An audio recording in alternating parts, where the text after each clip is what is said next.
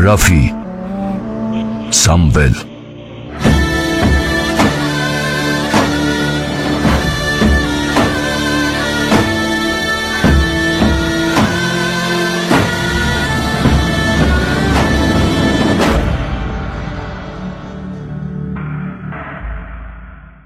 Արտագերս Զարեհավանի եղեռնագործություններից հետո Շապուհը ուղակի դիմեց Արտագերս Բերդը, որի մեջ ամրացած էր հայոց Փարանձեմ տիկինը արքայական գանձերի հետ։ Պարսից ընչաքաղց թագավորին այնքան չէր հրապուրում հայոց արքայի գանձերը, որքան հայոց արքայի կինը,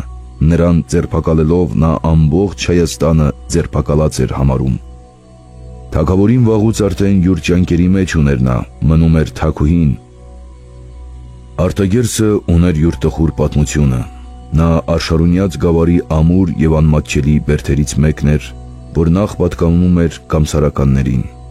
Արշակ թագավորը խիստ ապօրինի միջոցներով խլեց նրանցից այդ բերդը և սեփականացրեց իրան։ Այժմ անիրավությամբ հափշտակված բերդը նրա կնոջ ապաստարանն էր դարձել։ Տիկինը մտավ այդ բերդը 17,000 հոգով, որոնցից 11,000-ը տղամարդիկ էին, իսկ 6,000-ը կանայք։ Այդ բազմության մեծ մասը բաղկացած էր հայոց իշխանական տոհմերից, որոնք տագնապի ժամանակ միայնակ չթողին իրանց թագուհուն։ Մի քանի ամիսների համար պաշարումից հետո, մի քանի ամիսների սաստիկ կռիվներից հետո, Շապուհը յուր բաղձանքների մեջ բոլորովին հուսախաբ գտնվեցավ։ Նրա զորքերի անթիվ բազմությունը իրանց ռազմական ահարկու պատրաստություններով ոչ միայն բերդը գրավել չկարողացան, այլ ամեն անգամ պաշարվածներից չարաչար ջարդ կերան։ Արիած արքայից արքան, որի առջև ամբողջ արևելքն ու արևմուտքը դողում էր սարսափից, սկսեց կատաղությունից, մրկածուփ ծովի նման ալեկոծվիլ, սկսեց գազանային բարկությամբ փրփրիլ, երբ տեսնում էր, որ յուր բոլոր զորությունները ապարդյուն կերպով փշրվում էին, խորտակվում էին Արտագերսի անսասան ապարաժների վրա։ Ծանր էր Շապուհի դրությունը, նա ընկել էր այն սոսկալի ցանցի մեջ, ուր երազխը և արագավազ Ախուրյանը, հատանելով լեռնային սարավանդները և խորին կիրճերի ու խոխողումների միջով ընթանալով, վերջապես գրկվում էին իրանց ուժերը միացնում են, բազմաթիվ անհնարին որոգայթներ պատրաստելով հայոց թշնամիների համար։ Այդ գետերին մթին քարանձավներում մի ժամանակ որջացած էին հայոց վիշապները և սարսափ էին տարածում դեպի ամեն կողմ, իսկ այժմ իրանց թագուհու հետ ամրացած են հայոց հսկաները։ Հսկաները գործ ունեին արևելքի ահարկու հսկայի հետ։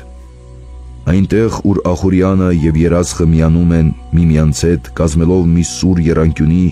այնտեղ, ուր սեղմված էր հին երվանդաշատը, որի բարձրադիր ворցաքարյա ամրության վրա ոտք դնելով Երվանդը մինչև Արշակունիների գահը բարձրացավ, այնտեղ կանգնած էր և Արտագերսը, ոչ այնքան հեռու հիշյալ բերդից։ Նա կանգնած էր բարձր կապտագույն ապարաժների վրա և նրա ստորոտում խորին անդունդի մեջ որոտում էր կապույտ գետը։ Արտագերսը ծանոթ էր Հռոմին, ծանոթ էր և Բյուզանդիային։ Գայոս Կեսարը Օգոստոս կայսրի որդեգիրը նրա հզոր պարիսպների մոտ մահացու վերք ստացավ Բերդի Ատոն իշխանից, իսկ Շապուհը համառությամբ պաշարումը շարունակում էր, համոզված լինելով, որ եթե զենքի ուժով չկարողանա գրավել, անշուշտ քաղցը և սովը կստիպեն անձնատուր լինել։ Բայց Բերդի ամբարներում բավական պաշար կար։ Նա բնության մեծ հրաշալիքն էր, որի հետ մարդը մաքարելու համար խիստ անզոր միջոցներ ուներ։ Ժամանակի ռազմական անոթները ոչ հացնել և ոչ ազդել կարող էին նրա անմատչելի բարձրադիր ամրությունների վրա։ Ավելի քան Բերդի ամրությունը անխորտակելի էր պաշարյալների եռանդը։ Անձնազոհությունը չափ ու սահման չուներ։ Ազատանի կանայք գիշերները պարիսպների վրա էին պառկում, ազատանի օրիորդները անքուն հսկում էին աշտարակներից թշնամու ամեն մի շարժումը։ Ինքը թագուհին յուր ձեռքով էր դարմանում յուր զինվորների վերքերը։ Այր և կին վարված էին հայրենասիրության ջերմ ոգով և մեկը մյուսին աշխատում էր գերազանցել։ Եվ բոլորին ոգևորողը, բոլորին քաջությունը բորբոքողն էր ինքը թագուհին։ Մի անգամ Շապուհը հրամայեց վճռական հարձակում գործել։ Պարսից վահանափակ և ասպարապատ զինվորները բարձրացան մինչև Բերդի պարիսպները, կռվում էին նրանք հերոսաբար, և Բերդից կարկուտի նման տեղացող նետերը չէին կարողանում զսպել նրանց կատաղությունը։ Թագուհին զրահավորված կանգնել էր պարիսպի վրա և խրախույս էր տալիս յուր զինվորներին։ Մի նետ դիպավ նրա ուսին, ծակեց զրահը և ցցված մնաց յուր տեղում։ Զորապետներից մեկը շտապով մոտ վազեց, ձեռքը մեկնեց, որ դուրս քաշե նետը։ «Ինչու ես իզուր ժամանակ կորցնում», նկատեց թագուհին, «այդ հետո էլ կարելի է հանել»։ Այդ խոսքը այն աստիճան ազդեց, որ զինվորները խորին քաջալերություն ստանալով կրկնապատկեցին իրանց եռանդը և վանեցին թշնամուն պարիսպների մոտից։ Երբեմն գիշերով, երբեմն ցերեկով Բերդից դուրս էին գալիս զանազան խումբեր և զարկվում էին պարսիկների հետ։ Այդ փոքրիկ խմբակները հանկարծահաս կայծակի նման ոչ միայն շփոթեցնում էին թշնամու ամբողջ բանակը, այլ շատ անգամ հաջողվում էր նրանց գերիներով կամ ավարով ետ դառնալ։ Պաշարման համեցողությունը, հաջողության հապաղումը վրդովվեցնում էր Շապուհին։ Արտագերսի պարիսպների մոտ նա երկար մնալ չէր կարող։ Պարսկաստանից ավելի կարևոր գործեր կոչում էին նրան, իսկ այնպես առանց որևէ հետևանքի հասնելու թողնել և հեռանալ, այդ թույլ չէր տալիս նրա անսահման գոռոզությունը։ Երբ տեսավ, որ ուժը չէ ներգործում, նա դիմեց յուր սովորական խորամանկությանը։ Պատգամավոր ուղարկեց թագուհու մոտ, մեծամեծ խոստումներով խնդրեց, որ երկու կողմից ևս զինադուլ լինի, և թագուհին ցած իջնե Բերդից, գա նրա մոտ հաշտության պայմանների մասին անձամբ բանակցելու համար։ Թագուհին խստությամբ մերժեց, պատասխանելով, որ չէր ցանկանա մի այնպիսի խաբեբայի ոչ երեսը տեսնել և ոչ խոսել նրա հետ։ Որքան և դառն էր վիրավորանքը, այնուամենայնիվ Պարսից արքայից արքան զիջավ գոնե հեռվից խոսել նրա հետ։ Բավականին խորհուրդ տվեց թագուհուն ընդունել վերջին առաջարկությունը։ Նշանակված օրը Ամբարտավան թագավորը միայնակ և միայն Մերուժան արծրունու և Վահան Մամիկոնյանի առաջնորդությամբ մոտեցավ Բերդի ստորոտին, և որպեսզի ձայները հասնեն միմյանց, նրան թույլ տվին ոտով մինչև պարիսպները բարձրանալ։ Այստեղ նրա համար պատրաստված էր մի փառավոր բազմոց և մի խումբ պալատականներ կանգնած էին ընդունելու։ Նա եկավ, բայց տհաճությունը թույլ չտվեց նրան նստել, մնաց ոտքի վրա։ Այդ միջոցին աշտարակի վրա շրջապատված յուր նախարարներով հայտնվեցավ թագուհին, բարձրահասակ, վայելչագեղ տիկինը յուր ավագների խումբի մեջ հանդիսանում էր որպես մի հրաշափառ աստվածուհի։ Տեսնելով նրան, Շապուհը ներքևից ձայն արձակեց. «Դու, որ այդքան գեղեցիկ ես, տիկին, քեզ համար, որ Արշակ թագավորը այն աստիճան խելագարվեցավ, որ յուր դժբախտ եղբորորդու գնելի արյունը թափելով քեզ հափշտակեց նրա ձեռքից, դու, տիկին, ավելի նազելի կլինեիր, եթե այդ սքանչելի գեղեցկությանդ հետ փոքր-ինչ խելք ու խոհեմություն ունենայիր, բայց սյունեցուն չէ տված խելքը, չէ տված խոհեմությունը, նրան տված է վայրենի կոպտությունը և անսանձ հպարտությունը միայն։ Նրա սիրտը, նրա միտքը յուր լեռների ապարաժների նման կոշտ է ու անզգա։ Այդպես է քո հայրը, Անդով Կիշխանը, այդպես էր և քո մայրը։ Ես քո մոր մարմինը յուր հանդուգն համարձակախոսության համար մաս-մաս հոշոտել տվի Զարեհավանի ավերակների մոտ։ Ես քո բոլոր ազգատոհմը ջնջեցի,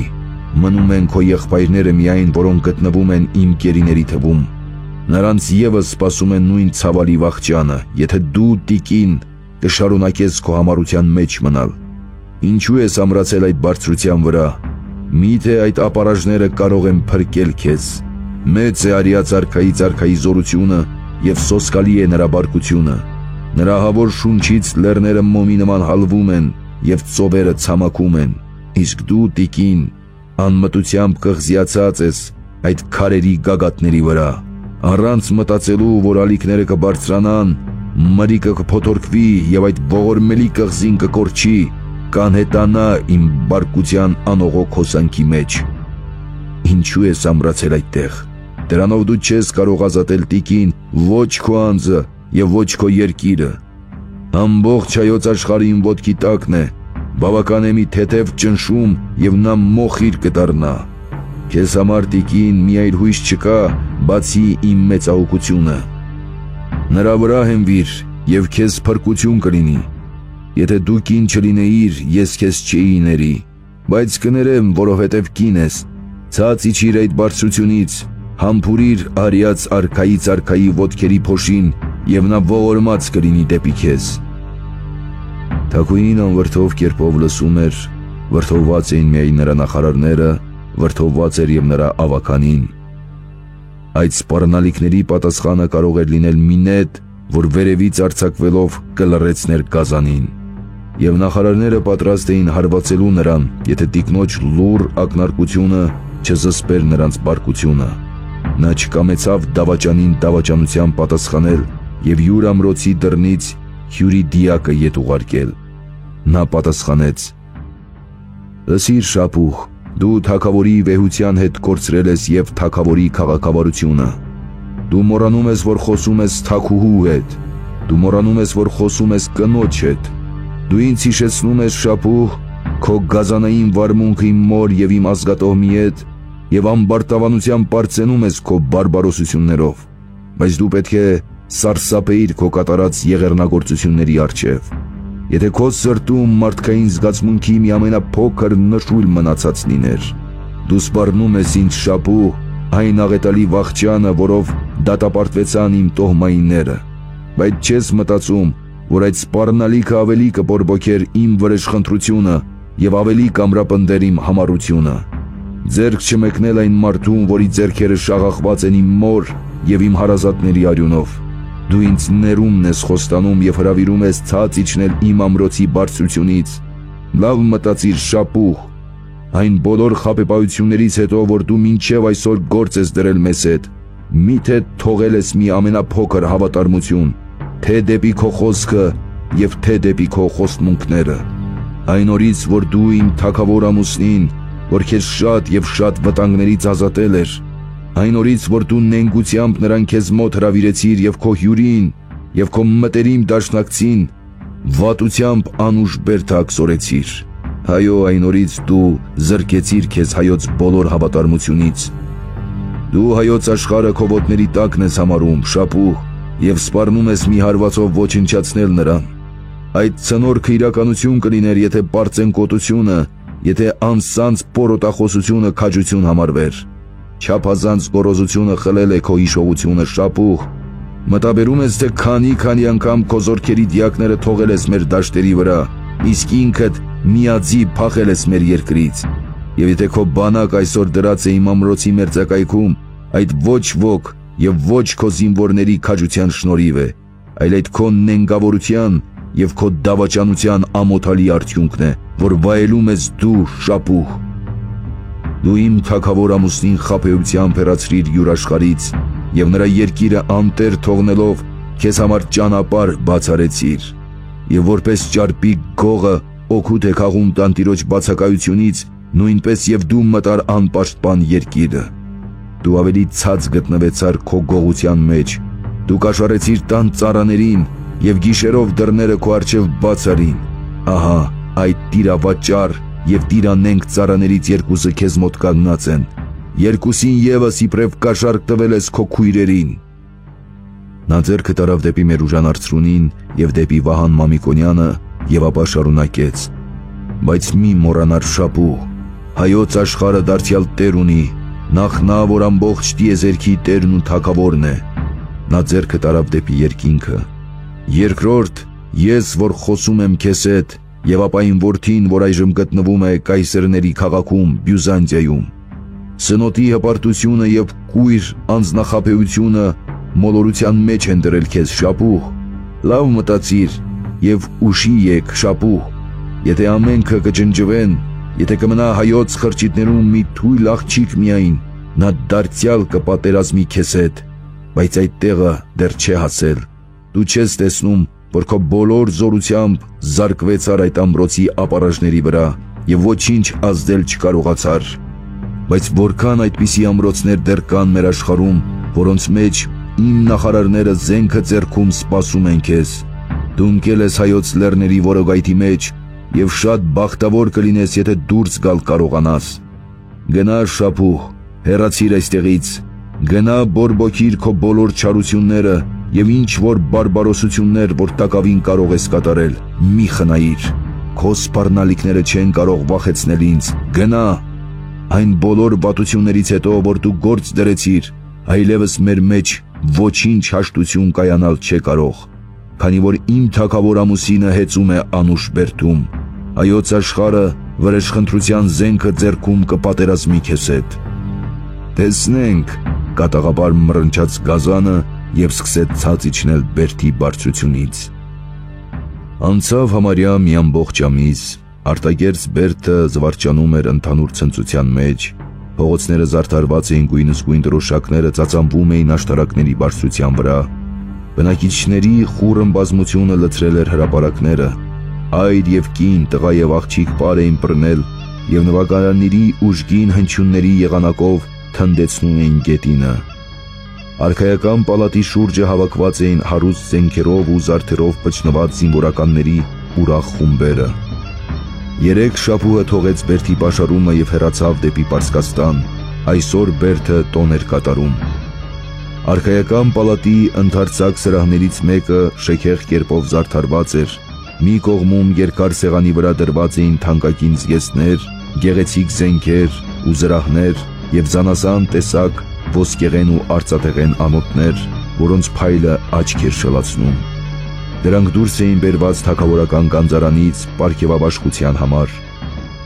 Թագուհին ամրանալով այդ բերդում յուր հետ բերեց և թագավորական գանձը։ Շեքեղազարդ բազմոցի վրա նստած էր թագուհին և գտնվում էր օրվա պատշաճին վայել փառավոր զգեստավորության մեջ։ Այսօր հանդիսավոր ընդունելություն ուներ, նրա չքնաղ դեմքը յուր պալատականների ընդհանուր ուրախությունից ավելի զվարթություն էր ստացել, թեև այդ բռնի զվարթությունը, որ ավելի պաշտոնական էր, հազիվ կարողանում էր սգողել այն խորին տխրությունը, որ թաքնված էր նրա գեղեցիկ աչքերում։ Այո, գեղեցիկ էր սյունյաց աշխարհի այդ հրաշագեղ դիցուհին, և նրա գեղեցկությունն էր, որ Արշակ թագավորին կատարել տվեց մի եղեռնական գործ, որ միայն ծայրահեղ սիրահարությունը կարող էր արդարացնել։ Գլխին կրում էր փոքրիկ գոհարազարդ թագը, որ բոլորակ պսակի նման հավաքել էր նրա սև գանգուրները, որոնք սփռված էին գունաթափ այտերի վրա, իսկ ետևից մանր հյուսերով ծածկել էին հարուստ թիկունքը։ Սպիտակ շղարշը յուր թափանցիկ ծալքերով սգողում էր վեհապար գլխի այդ սիրուն զարդը, որ նրա կախարդիչ դեմքին մի առանձին վայելչություն էր ընծայում։ Ոսկյա գինդերը ծածկված էին գանգուրների սև ալիքների ներքո, և միայն վառվռուն ակների փայլը երբեմն երևան էր հանում նրանց ներկայությունը։ Այդ թանկագին գինդերը այն աստիճան ծանր էին, որ ականջների փոխարեն կարթաձև ջարմանտներով քարշ էին ընկած թագի երկու կողմից, իսկ նրանց ծայրերը վերջանում էին զանգակաձև փնջիկներով, որոնց յուրաքանչյուրի մեջ բռնված էր մի խոշոր գոհար։ Մի մարգարտաշար շղթա միացնում էր գինդերի երկու ծայրերը և իջնում էր մինչև կուրծքը։ Պարանոցին կրում էր նույնպես գոհարազարդ մանյակը, որից քարշ էր ընկած արքայական լանջած պատիվը, որը ճաճանչավոր լուսնի ձև ուներ և հանգչում էր փառավոր կուրծքի վրա։ Հոլանի բազուկները զարդարված էին ոսկյա ապարանջաններով, իսկ աջ ձեռքի ճկույթի վրա փայլում էր թագուհու հատուկ մատանին։ Նա հագել էր ծիրանի պարեգոտ, որ երկար և մեղմ ալիքներով իջնում էր մինչև ոտները, որ կրում էին նախշուն մարգարտահյուծ մաշիկներ։ Մեջքը պնդած էր միաձույլ ոսկյա լայն կամարով, որի ծայրերը առջևից գծված էին երկու ակնակուռ վահանիկներով։ Ուսին կրում էր սամույրների թիկնոցը, որ պատած էր վարդագույն թավիշով։ Նրա աջ կողմում առաջին տեղում կանգնած էր Մուշեղ Մամիկոնյանը, հայոց զորքերի ընդհանուր սպարապետը, հետո Սահակ Պարթևը, Ներսես Մեծի որդին։ Դրանցից ներքև իրանց աստիճանի և տոհմային գերազանցության համեմատ կարգով շարված էին զանազան նախարարներ և զանազան ավագներ։ Վերջինների թվում էր Մեսրոպ Տարոնեցին, իսկ ձախ կողմում նույն կարգով կանգնած էին ազատանի կանայք և օրիորդներ, որոնք իրանց ամուսինների հետ բերդ էին մտել։ Բոլորի դեմքերի վրա նկարված էր անսահման ուրախություն, բոլորի աչքերը փայլում էին խորին բերդությամբ։ Հանդիսականներից ոչ ոք նստած չէր, բացի Խադ եպիսկոպոսը, Ներսես Մեծի տեղապահը որին նա յուր փոխանորդ կարգեց, երբ ուղևորվեցավ Բյուզանդիա։ Դրսից լսելի էին դինում նվագարանների ձայները, և ամբողջ բերդը թնդում էր ցնծության աղաղակներով, իսկ սրահում տիրում էր խորին լռություն։ Թագուհին դարձավ դեպի հանդիսականները այս խոսքերով. «Երկարատև պաշարումից հետո վերջապես շապուհը թողեց մեր բերդը։ Նրա բոլոր ահարկու զորությունները փշրվեցան իմ ապառաժների վրա, բայց ավելի քան ապառաժների ամրությունը, անխորտակելի եղավ ձեր քաջությունը, ձեր անձնազոհությունը, իմ սիրելի զորապետեր։ Տերը ուժ տվեց ձեր բազուկներին, և դուք իբրև լավ հերոսներ հերոսաբար կռվեցաք մեր հայրենիքի վայրագ թշնամու հետ։ Դուք ապացուցեցիք, որ նրա արժանավոր զավակներն եք։ Դառն էր այդ երկարատև պատերազմը և լի ցավալի աղետներով։ Դառն էր, կրկնում եմ, որովհետև բացի օտար թշնամուց մենք ստիպված էինք կռվել և մեր հարազատների հետ։ Մեր թշնամուն առաջնորդում էին մեր հարազատները։ Որդին կռվում էր հոր դեմ, եղբայրը եղբոր դեմ, և դրա մեջն էր ձեր հայրենասիրության բարձր ոգին, որ դուք չխնայեցիք ձեր տոհմայիններին և նրանց զենքերին զենքով պատասխանեցիք։ Գովում եմ ձեր առաքինությունը և տալիս եմ իմ մայրական օրհնությունը»։ Ամենքը լռությամբ գլուխ խոնարհեցին, արտահայտելով իրենց խորին շնորհակալությունը։ Նա շարունակեց. «Բայց դեռ շատ գործեր են մնում մեզ կատարելու, և ամենադժվար գործեր։ Մենք թշնամուն վանեցինք մեր բերդի չորեկ կողմից, բայց ոչ մեր աշխարհից։ Մենք պաշտպանեցինք մեր անձերը, բայց ոչ մեր աշխարհը։ Մեր աշխարհը, մեր սիրելի աշխարհը, դեռ դրած է նրա բարբարոսության առջև։ Ես տարակույս չունեմ, որ շապուհը այնպես ամոթալի կերպով հեռանալով մեր բերդի ստորոտից, պիտի կարողանա արդյոք մոռանալ այդ դառն վիրավորանքը։ Նա յուր մաղձն ու թույնը կթափե անշուշտ մեր աշխարհի մյուս անպաշտպան մնացած տեղերի վրա, իսկ այդպիսի տեղեր սակավ չեն։ Մեր նախարարներից ոմանք այնքան երկչոտ գտնվեցան, որ իրանց երկիրը թողին անտեր և փախան դեպի զանազան կողմեր։ Նրանց ամրոցները գրավել է թշնամին, նրանց ընտանիքները բանտարկված են իրանց սեփական ամրոցների մեջ և պահվում են որպես պատանդ։ Բացի դրանցից, Զարեհավանի ցավալի արյունահեղությունից հետո, ուր շահպուհը ցույց տվեց յուր գազանային կատարյալ վայրագությունը, մեր գերիներից դեռ ստվար բազմություն գտնվում է թշնամու ձեռքում։ Մեզ համար չէ հանգստությունը, քանի դեռ մեր եղբայրներն ու քույրերը գերության մեջ են գտնվում։ Մեզ համար չէ հանգստությունը, քանի դեռ կմնա այն անպատվության մուրը, որ քսեց շապուհը մեր նախարարների երեսին, նրանց կանանցը և օրիորդներին մեր կանթամ կանգնեցնելով յուր բանակի առջև։ Դառն է սաստիկ, դառն է ինձ, հիշել, թե որքան անթիվ են մեր տառապանքները և որքան անբժշկելի են մեր վերքերը։ Ես իմ հույսը դրել եմ Աստուծո օգնության և ձեր հայրենասիրության վրա, ով քաջեր և աներկբա եմ, որ դուք այսուհետև ավելի մեծ եռանդով կապացուցանեք, որ արժանի եք ձեր կոչմանը։ Նրա քաղցր և ազդու ձայնը, որ մետաղի հնչյուններով արձագանք էր տարածում ընդարձակ սրահի մեջ, նրա ոգելից խոսքերը, որ կրակի նման հեղվում էին բոցավառ շրթունքներից, խորին տպավորություն գործեցին բոլոր հանդիսականների վրա, որոնք կրկին և կրկին գլուխ խոնարհեցին, արտահայտելով իրանց անձնվիրության անկեղծ հավաստիքը։ Հետո խոսեց եպիսկոպոսը. «Հայրենիքը վտանգի մեջ է, այո, բայց ավելի մեծ վտանգի մեջ է եկեղեցին։ Վարձկական պղծություն արդեն մուտք է գործել մեր տաճարներում, մեր սուրբ սեղանների վրա վառվում է որմզդական կրակը։ Մոգերով ու մոգպետներով լցված են մեր վանքերը, միանձնուհի քալացվում են, իսկ միանձնանց բռնադատում են պաշտոն տանել կրակին։ Մեր նախարարներից ոմանք Պարսից արքային ավելի հաճոյանալու համար իրանց տներում ատրուշաններ են կառուցել։ Մեր բազմաչարչար լուսավորիչ հոր դառն աշխատանքներով հիմնված եկեղեցին այժմ կործանվելու մոտ է։ Պարսիկը շատ անգամ արշավել էր մեր երկիրը, շատ անգամ հաղթել է մեզ և շատ անգամ հաղթվել է մեզանից։ Մեր երկիրը միշտ ողողված է եղել անընդհատ պատերազմների արյունով, բայց անցել են կռվի ու կոտորածի տխուր օրերը, և արյան հետքերի վրա կրկին ծաղկել է ժողովրդի կյանքը և նրա բարօրությունը։ Իսկ այժմ սպանվում է եկեղեցին, սպանվում է կրոնը և յուր հետ դեպի ավիտենական մահն է տանում ամբողջ ժողովրդին։ Օրհասը մոտ է և այդ օրհասից փրկություն չկա։ Դա մահ է, որ հարություն չունի, դա ազգի մահն է, դա հայության մահն է, որքան ազգեր, որքան ազնիք, անհակ վիշապի նման կլանեց զրադաշտի սոսկալի դենը։ Որքան սրբություններ այրվեցան նրա վառած կրակի անշեջ բոցերի մեջ։ Պետք է մարել այդ կրակը, որ արդեն սկսել է բորբոքվել մեր աշխարհում։ Պետք է մարել այդ հուրն ու բոցը, որ պիտի լափե մեր սրբությունները։ Այո, պետք է մարել նրան, որ վերստին կյանք ստանա մեր եկեղեցին, որի մեջն է կայանում և մեր ազգի ու պետության կյանքը։ Թող օրհնյալ լինի Աստուծո կամքը, թող Տերը ինքը պահպանե յուր սուրբ եկեղեցին, իսկ մենք նրա ուխտապահ զինվորները կլինենք, միաձայն գոչեց ամբողջ ավականին։ Թագուհին վեր կացավ, կրկին տիրեց լռություն, ուշիկ քայլերով մոտեցավ նա երկար սեղանին, որի վրա դրված էին պարգևաբաշխության համար պատրաստված իրեղենները։ Այնտեղից վեր արեց մի սուր և առաջարկելով եպիսկոպոսին ասաց. «Սրբազան հայր, թշնամին սրով և արյունով մտցրեց յուր պղծությունը մեր սուրբ տաճարներում։ Մենք նույնպես սրով և արյունով պետք է մաքրենք մեր տաճարները այդ պղծությունից։ Ահա քեզ մի զենք և օրինակ տուր քո պաշտոնակիցներին դրանով նախանձախնդիր լինել եկեղեցու փառքին»։ Եպիսկոպոսը ընդունեց զենքը, հետո թագուհին վեր արեց մի ոսկեհուռ վերարկու և մոտենալով Մուշեղ Մամիկոնյանին ասաց. «Դու Մուշեղ,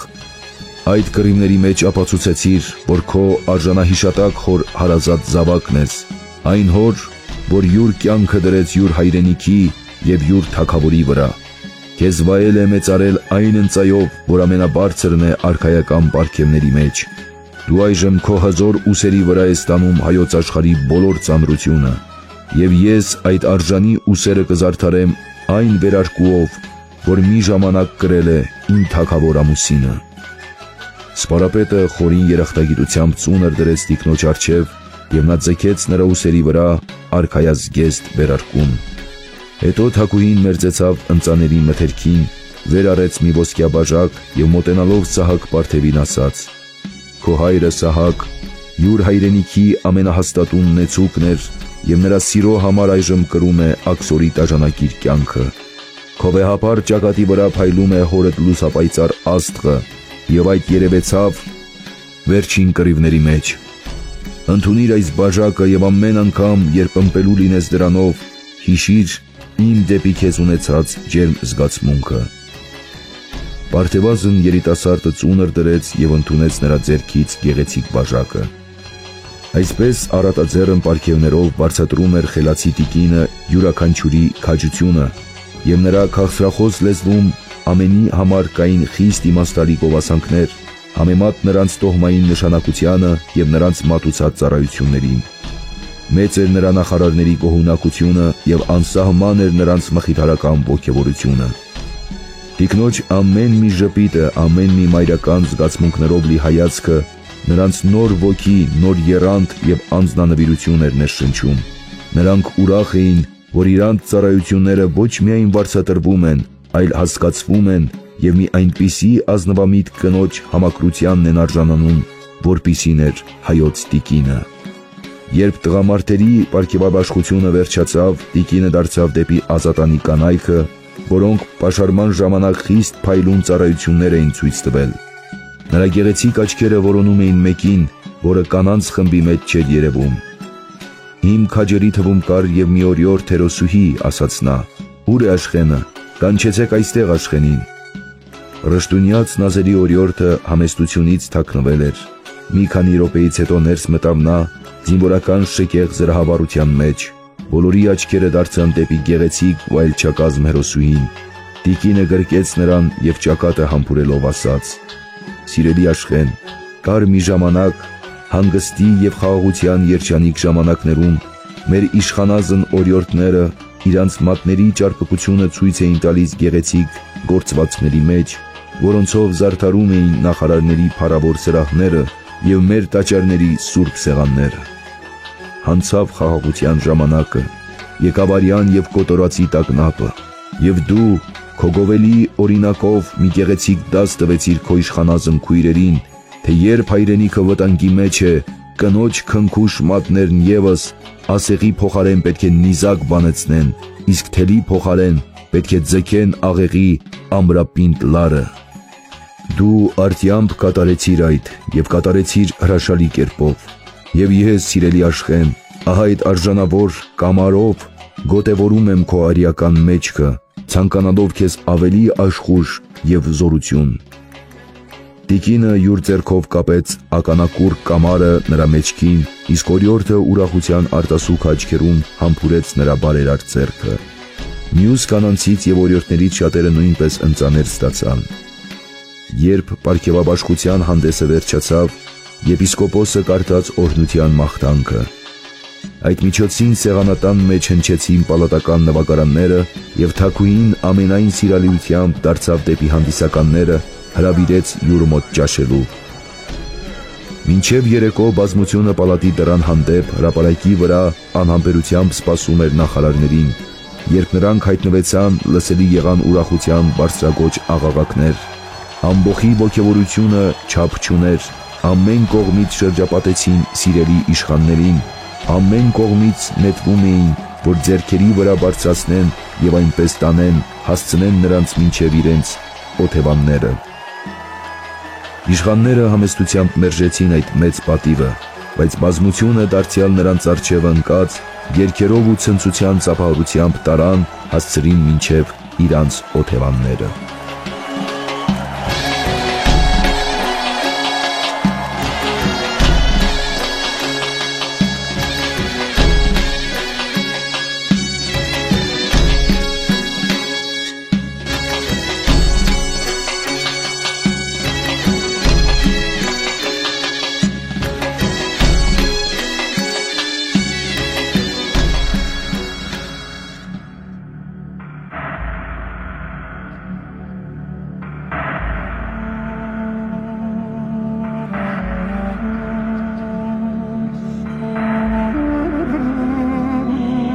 Հրաֆի Սամվել